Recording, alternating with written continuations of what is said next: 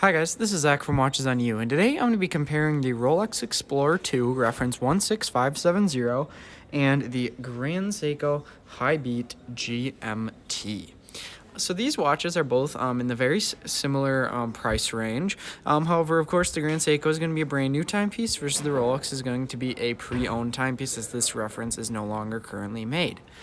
However, I thought that it was I think that this comparison might be very apt between these two watches, because they're both GMT watches, both GMT sports watches. Similar price point, as I stated before. And Grand Seiko is a little, and I feel like there are a lot of people that are kind of, once they get into watches, there's a lot of people that are wondering why go Grand Seiko over Rolex, and then there are also many Grand Seiko fans that would definitely do a Rolex or Grand Seiko over a Rolex, and I'm just going to kind of explain the differences between these two watches and maybe why you would go one way or the other. So first, let's go over the Rolex, or actually, I'll just go over the case features in general of both these watches. So they're both 40 millimeters thick. You can see that the Grand Seiko is going to be a bit thicker. They say it's 14 millimeters thick, which is fairly thick for a non-diving sports watch. However, it's not too bad. Definitely, I wouldn't say it's bad at all. And you'll see when I put it on the wrist shot that it isn't that bad either. It should be fine for daily wear. The Rolex is going to be a bit thinner than that, as you can see. Let me get in focus. There we go. So it's going to be quite a bit thinner, which is something that I really like. I really like when sports watches are very thin, so I gotta give it to the Rolex when it comes to the case dimensions and sizing. So now let's move on I'll do the bracelets. So the bracelet on the Rolex is going to be your classic Oyster Sports bracelet. This one, though, is going to have the pressed metal clasp and the solid or hollow middle links. It does have solid end links, however. Versus the Grand Seiko, being a more modern timepiece, is going to have the solid clasp and fully solid bracelet. So the bracelet on the Grand Seiko is going to feel much nicer than it will on the Rolex, just because it's got the newer design, higher quality, just solid links and everything just make a huge difference. So Grand Seiko, I guess, wins that one. But now let's go to the dial movement and just kind of, I guess, the aesthetics. So the dials, as you can see, are quite different on these two timepieces, and the bezels, as a matter of fact. So the Grand Seiko takes a more elegant look, which is very fitting, as this is part of their it's part of their heritage collection, sorry. They do have an elegance collection. I had confused it for that for a sec, but no, so it's got the polished bezel going around versus the Explorer is going to have the 24-hour marked bezel. On the Grand Seiko, they actually did the 24-hour markings on the chapter ring, which the Rolex will give you more visibility with regards to that. However, I don't think that this is going to be a huge problem unless you really are using these watches for tough tasks, but I don't think that there are really many of us out here that are going to go actually exploring in a Rolex Explorer or this Grand Seiko or something.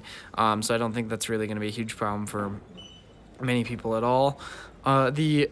Overall, though, the colors and everything are very similar. So you both have kind of a black and white and then a reddish-orange GMT hand on both of these two watches, which I think is a very nice... I just guess color scheme. I really like the pop of red on the GMT hand. It just gives these watches a lot more drama than they would have if they didn't have it.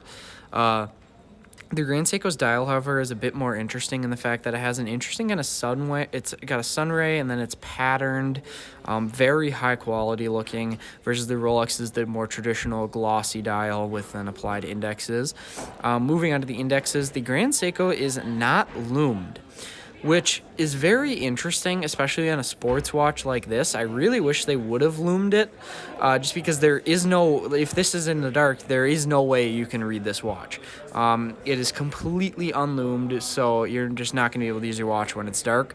Versus the Rolex has ample lume. It's got it on all the indexes. It's got it on the minute hand, the hour hand, the second hand, and the GMT hand. So all of that's going to be visible at night, no problem.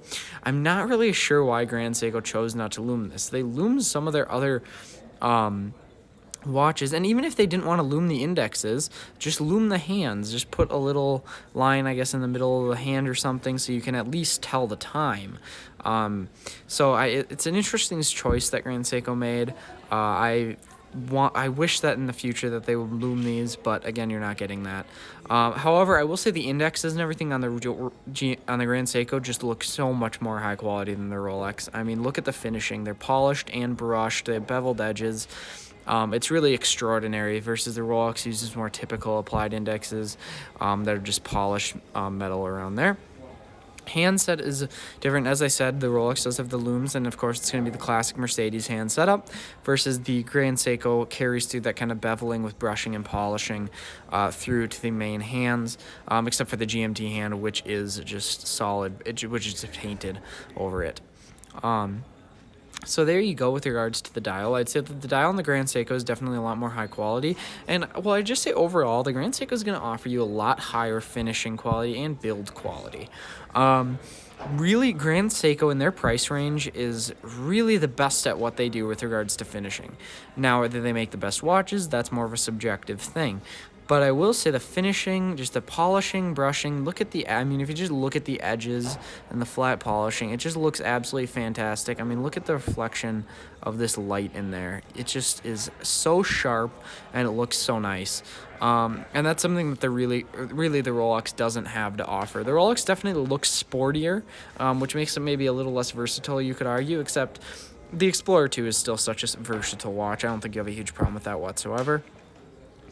But again, so I think just to kind of, or actually I'm going to move into a wrist shot, but I'm going to send some of these watches up as I do it. So the Rolex is going to come in at a pre-owned price of $6,900 versus the Grand Seiko is going to come in at a brand new price of $6,300. So I'm just going to move this up here so you can see it on my wrist a bit better. So on the wrist, the 40 millimeter size and the thinness is just going to wear extremely nicely. I have about a 5 1/4 inch wrist, so take that for reference. But as I was saying, this Rolex is going to be a bit more expensive than the Grand Seiko, even at a pre-owned price. So you might wonder why that is, and that kind of brings me to my final point of real cost of ownership. So yes, the Rolex is going to be more expensive right off the bat. And it's not going to have the finishing quality or even the build quality of this Grand Seiko. However, the real cost of ownership with a Rolex is going to be lower.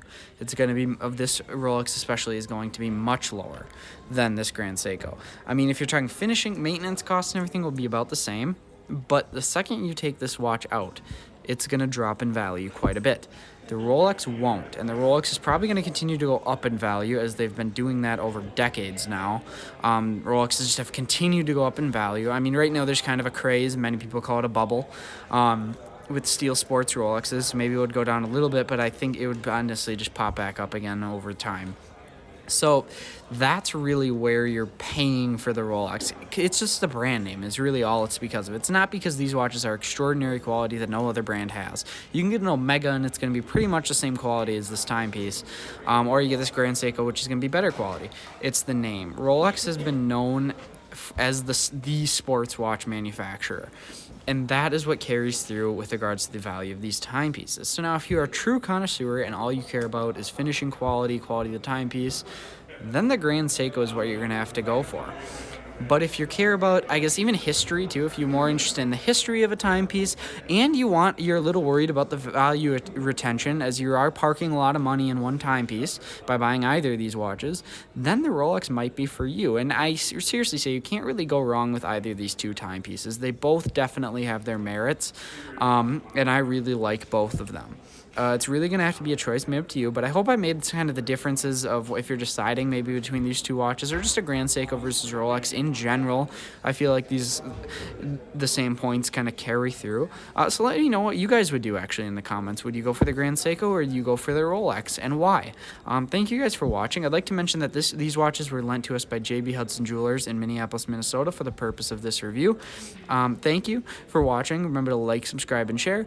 Thanks.